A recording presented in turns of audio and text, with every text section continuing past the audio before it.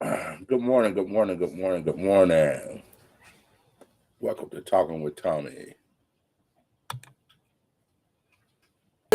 So cool, such a perfect gentleman. Good morning. How you guys doing, man? Hey. Whether I get somebody on here tonight or not today or what have you, and we're able to stay on because I'm not able to stay on long today because I'm closing out a long journey and got some appointments this morning that I have to attend. I just wanted to come on this morning to share an event. And it ties back into the meeting expectations and friendships and relationships that you have. So this morning or yesterday, personally, I had to go. We've been working with a young man that doesn't have a great home life and things of that nature. Um, as part of what I want to do and what I see myself doing in the future is mentoring. So, um, and I want to do mentorship that matters, and it's just not something that I just want to be involved in to be able to say that I've done it, but I want to be able to be involved in mentorship that matters. So we're working on that to get that started up. But it ties into the meeting the expectation in friendships and relationships. So as I'm dealing with this young man, I'm starting to realize that this young man is full of fallacies and just not telling the truth. And like when you go to stand before somebody or you get ready to set in the midst of what they're going through. So there's no more lies after yesterday because when you go to court, the court is just telling you what happened. 14-year-old kid, uh, gun charges, robbery charges. It's just a plethora of things. But then when you look at his home life is so terrible that it's kind of understood why he was doing some of the things that he done. There's no excuse for it. But at 14, your mental capability and uh, processing is not that great. Um, Headed to lock up for sure before we got involved with it. So me and another friend have been mentoring the guy, talking to him. The lion's share of work has been done by the other person. Um,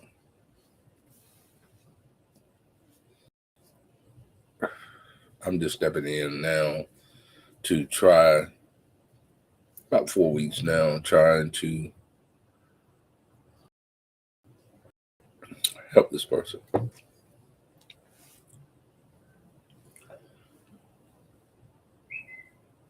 Good kid, man, with good intentions, just bad environment. So the bad environment and with good expectations leads to bad things happening because you're stuck in an environment where everybody's pulling and prodding at you to become something that you're really not trying to become or trying to be. And that's very difficult for a 14-year-old boy to discern and try to not fall off into that lifestyle.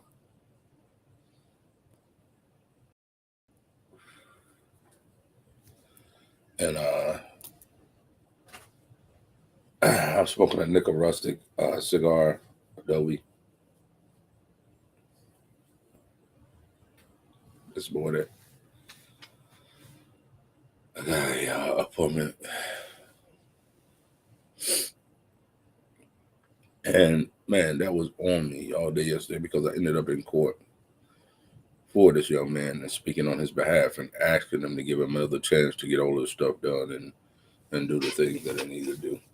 So they gave him another chance to be able to do it. He's got 30 days to make significant on all the things that he needs to do.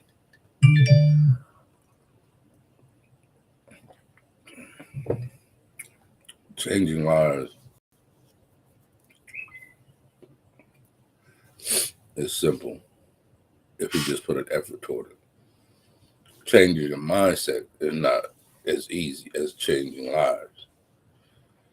Changing a mindset requires that you somewhat take yourself out of it and allow these people to become what they need to become.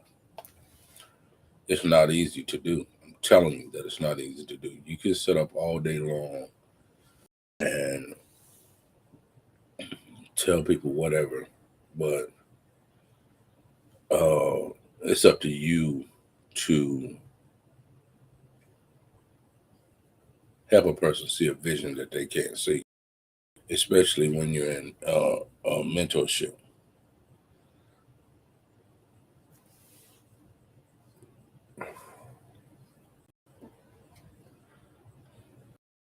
I don't want you to do something that you're not.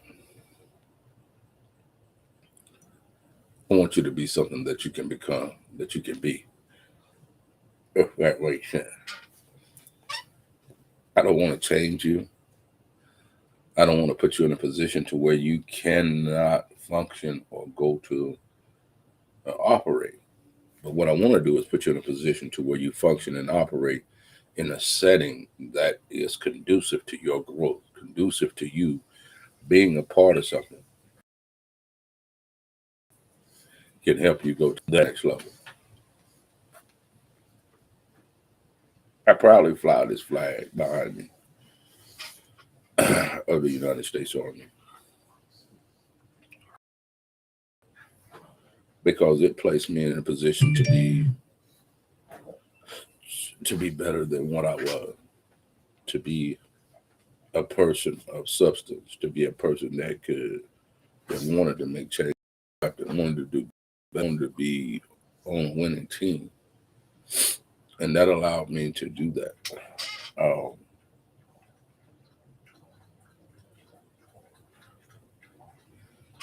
it's amazing to how much a little help and mentorship can help change your life. You can have all the things in the world you want, but if you don't have the connections in order to be able to make that thing happen, then it's not going to happen for you. And that's what I'm going to bring to the table for young people. I have decided to go ahead and start a mentorship program. I'm not going to reveal the name of it because I don't want somebody taking that mentorship program and using the name, trademarking it where I can't get it.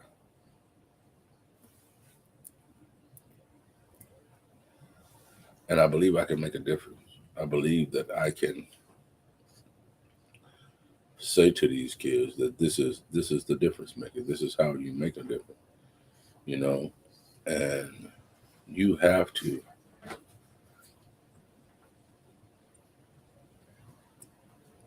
be able to sit in sessions with these guys, tell them how making wrong decisions can lead to bad things. And what I learned yesterday is that some of these kids are not moved by the fact that they're going to get locked up. It's like a badge of honor. There's no honor in being locked up.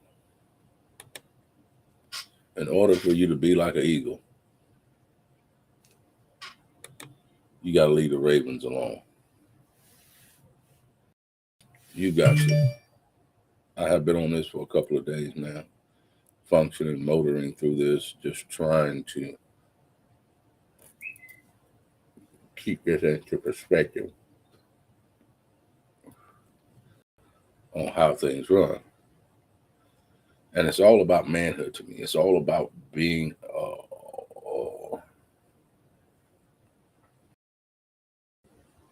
being a man and allowing yourself to grow, allowing yourself to be vulnerable, allowing to understand that you have weaknesses that you have to overcome in life in order to be functional and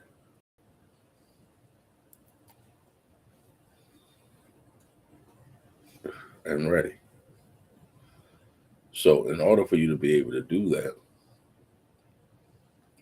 you have to change surroundings. You have to change the things that you're doing. You have to change about how you go about your everyday business. Uh, it's not easy because you have to leave some things behind, and it's hard to leave the things behind that you know and love and want to in your life when you're trying to do something better.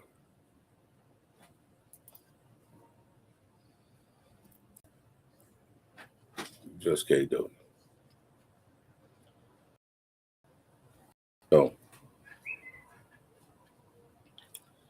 when you try to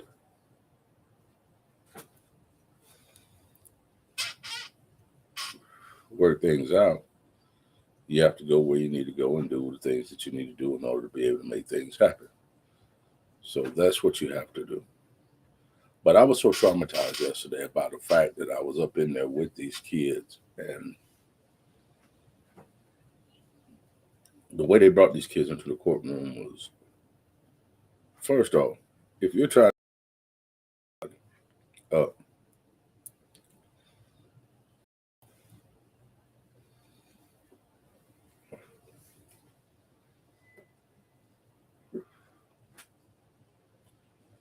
why have them looking like monsters?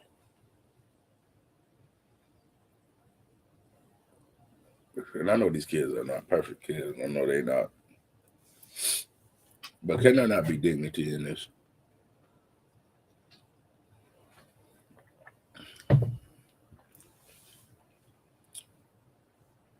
They in jackets with their arms are chained. And I don't know if it's because of the youth that it's a violent. If you're a violent person, then yeah, that needs to happen to you. But if you're not a violent person, I mean, I guess you just don't know, man, because what I saw yesterday was just people lying and not telling the truth. And it it hurt me to say, now I see where how this becomes a cycle, how this is an epidemic, how this is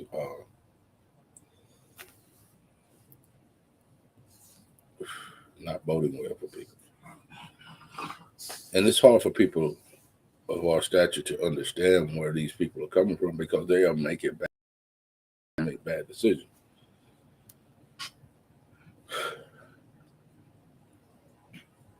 It was just rough for me yesterday to see those kids like that coming in and out of the courtroom. And majority of those kids were black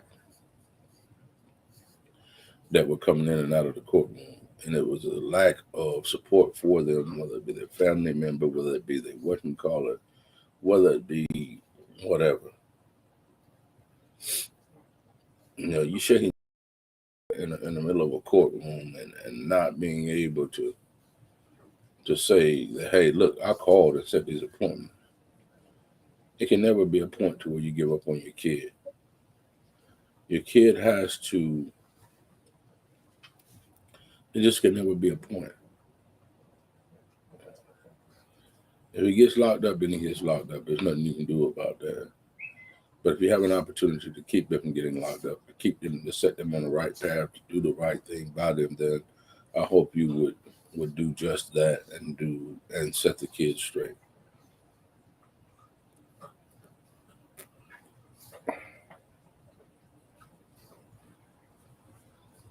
I didn't see that. in this courtroom. I didn't see that with the judges behind it.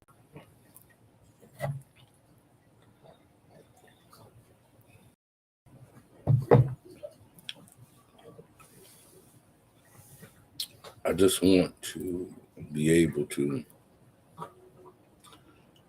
set everything up and say to you that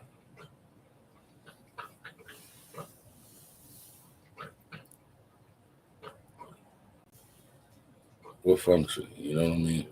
We're trying to get this thing done. And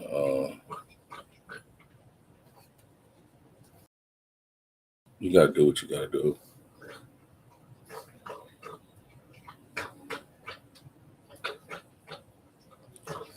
It's so tantalizing to not do whatever it is that you're supposed to be doing. It's so heartbreaking to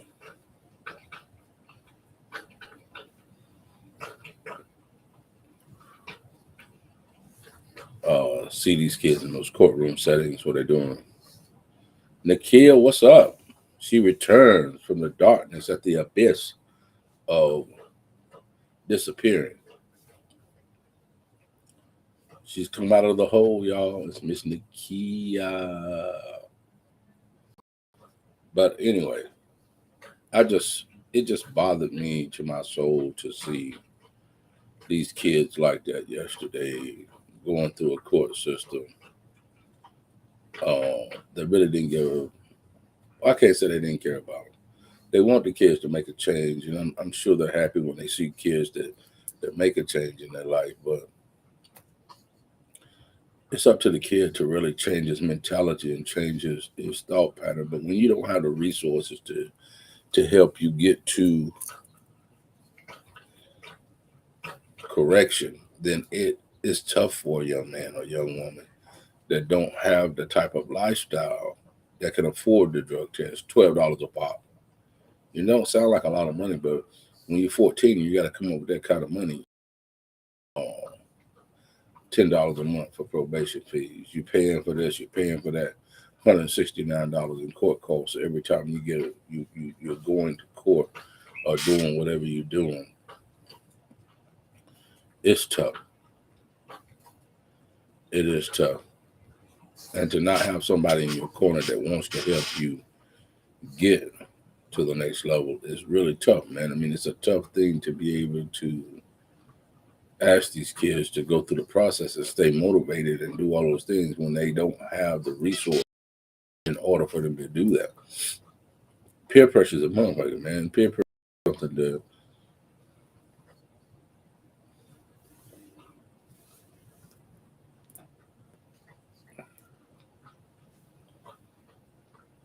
I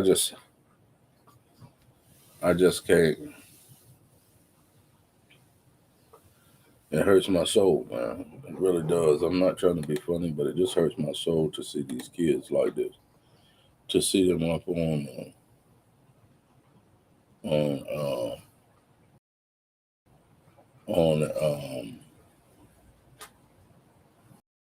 I was so bothered by it that I had to come home and just relax my mind because my mind could not get off the fact that there's many more kids like this kid out here that don't have the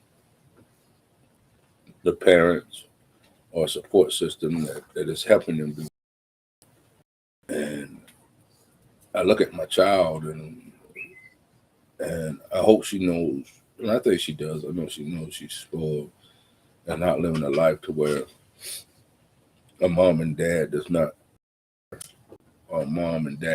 give them the reinforcement to the next level. That is some tough stuff, man.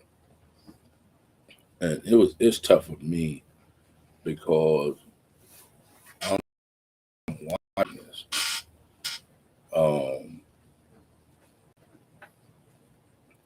So it's very difficult for me. It was very difficult for me to be able to sit through that and watch that happen, and a young man possibility of losing his freedom because of non-support.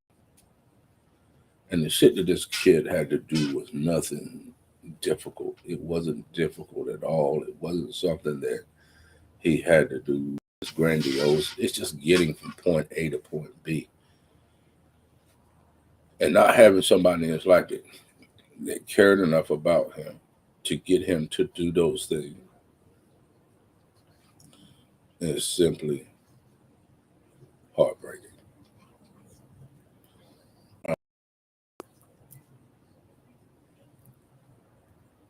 I had to drink my cup of coffee. I had to talk about that this morning because it's on my soul. It has bothered me so much. And I'm on the verge of finding counselors and things that we can give these kids services with through this mentorship program. Being able to function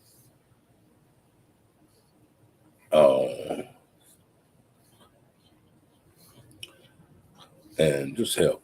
So I'm going to do my part because I can. I have the ability to be able to do that. And then a lot of kids, and it is heartbreaking, but you never really pay attention to it until you're thrust into that limelight of seeing people make bad decisions and then not. And listen, I do not blame them. And I'm going to say this, and it may not sit well with some people, but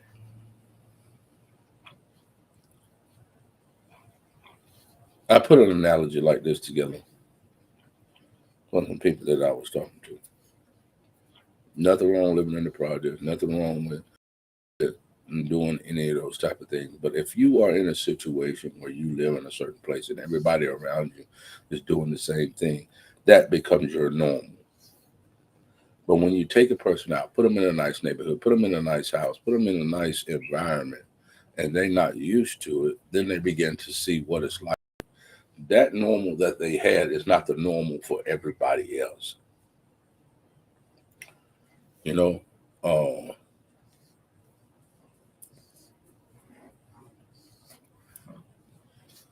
I used to think when I was growing up that because we didn't have a lot that it was different. You know, my cousin had the Star Wars toys and all the little nice gadgets and all that kind of stuff like that, and we didn't have it. You know, I should think that made us, poor. But I don't. I'm honestly saying to you that I thought I grew up in a mediocrity, but I was doing pretty well because I had a mama that was there every day, that was in her ass about school, going to church, doing all kind of things. These kids that are in these situations don't have any sort to do any of that. For their parents don't even care. They don't care. When I can walk up to you and introduce myself to you and tell you that I've been hanging around your son and da da da this and da da da that, and you say to me, well, he been going somewhere every weekend. You don't know where your kid is. You don't know what he's doing. You don't know how he's getting down. And maybe at that some point your give a damn is busted. Maybe that person's give a damn was busted to the point where they was like, hey, look, I've done all I can do. Either he gonna straighten up or he's not gonna straighten up. And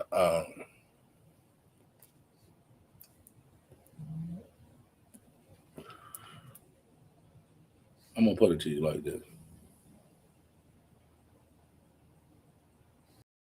I never get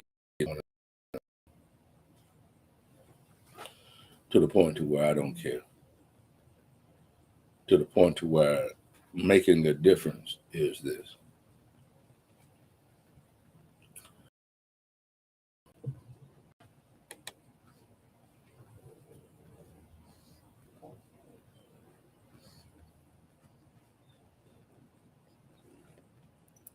And I'm not saying all of them don't care. I'm not saying that. It just gets to a point where they give a damn is busted. They know that there's nothing else that they can do, or they feel like there's nothing else they can do to try to get that kid to listen or do whatever. So they feel like the only way to correct that person is for them to be locked up. Maybe they'll learn something from that. But a lot of times in those situations, what happens is this kid goes into a cycle of criminology to where he is, and I got this word from somebody else, criminologistic. If they heard me say it, they would laugh and say that they would know who exactly who I got it. Uh, criminogenic place that they learn more than what they went in there knowing. They come out with bigger ideas of being better than what they are. At 14, when you brandishing guns and robbing places, and then listen, how at 14 do you go on a robbing spree of 10 dispensaries? How do you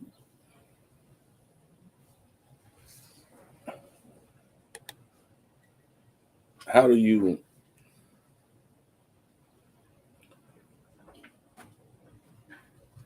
and like it's a badge of honor?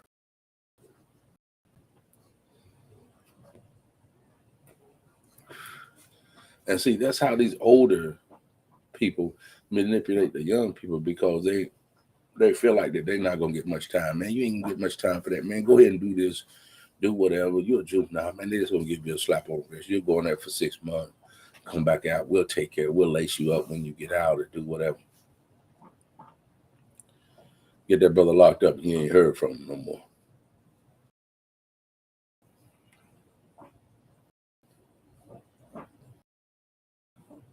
It's just something that has affected me. It's something that um, um,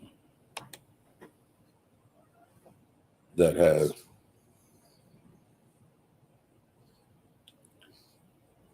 I don't know.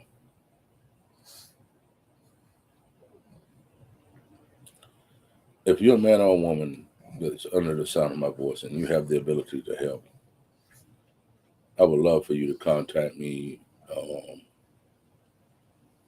in the process of getting all the paperwork done for mentorship. And if you would like to help, I would greatly appreciate it, man. The time or effort of being in expertise, whether it be in counseling, whether it be you're a lawyer, if you're whatever, and you can help, I would greatly appreciate it. I'm going to put all the information up next week about what we're doing, who we are, how we're going to get things done, and get all of the accreditations and the stuff that we need to be able to work with youth and kids to change their mindset, to put them in a different environment, not just talking about it, but being about it, taking them to some different places, opening their minds up, letting them get outside of their normal and not live a life that is destined for prison.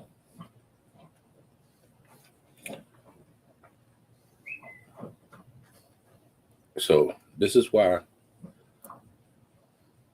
I come on here and I just talk and I just expound upon different things. But this has moved me in a different kind of way. This has moved me into action. And it's just not the fact that I went to with this. I just feel like that if you can make a difference, why not make a difference? Why sit back and let just help people if you can help them? I'm not telling you to uh,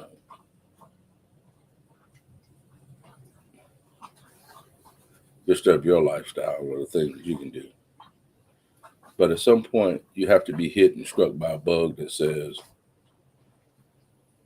I am going to make a difference. Well, I've got to be somewhere at 10:30, guys. I just wanted to come on here. I'm going to come back on at 12 to put the thing, be on here at 12. Jam session probably, and just talking about various other things. So I've got to get out of here.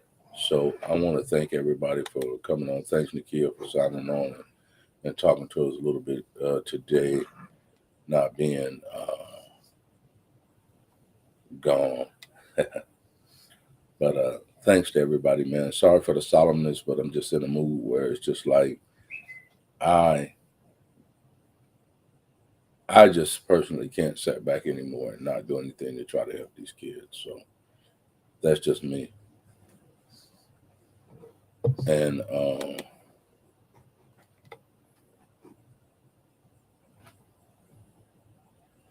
okay, so and the kid, I will take you up on that because maybe we can join together and try to work something out to where we really can help these kids because I'm about what I'm talking about. I'm serious about what I'm doing. Um, I want to really make a difference. So I will talk with you guys later. Thank you again for coming on. Uh, be good, be blessed, take care of yourself.